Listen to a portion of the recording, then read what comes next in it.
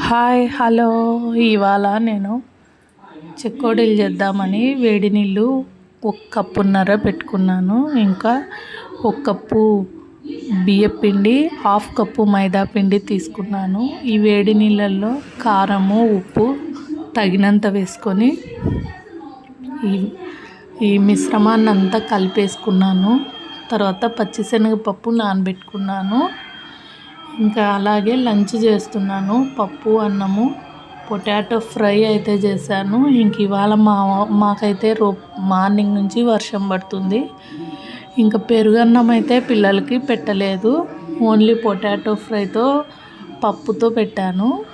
ఇంకా లంచ్ అయిన తర్వాత ఈ పిండి చల్లబడింది కదా, దీన్నైతే మెత్తగా కలుపుకుంటున్నాను.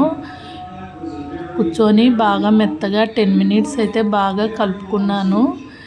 ఈ చెకోడీలలో మెత్తగా చేసుకునే చెకోడీలు టీ స్నాక్స్గా మెత్తగా ఉన్నవి టీలో అద్దుకొని తినచ్చు, చాలా బాగుంటాయి. ఇంకా కొన్ని చెకోడీలు అయితే గట్టిగా చేసుకోవచ్చు. నేనైతే మెత్త చెకోడీలు, గట్టిగా ఉన్న చెకోడీలు 2 చేశాను. ఈ మెత్తగా ఉన్న చెకోడీలు అయితే మనం వడల మాదిరిగా వేపేసుకొని తీసి పక్కన పెట్టుకోవచ్చు. కానీ గట్టి చెకోడీలు అనేటివి ఆయిల్లో వేసిన తర్వాత హై ఫ్లేమ్లో ఆయిల్లో వేస్తాము. తర్వాత లో ఫ్లేమ్లో 15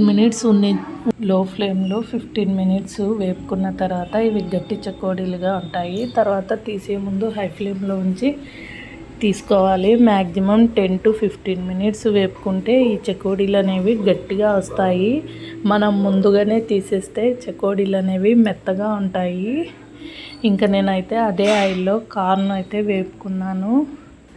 ఇంకొన్ని అయితే ఈ శనగపప్పు అనేది అద్దకుండా ప్లెయిన్ చెకోడీలు అయితే చేశాను. ఈ శనగపప్పు ఇలా అయితే పక్కకు వేపేసుకున్నాను. ఇక అంతే అండి. వీడియోకి లైక్ చేయండి, షేర్ చేయండి, సబ్స్క్రైబ్ చేసుకోండి. బాయ్.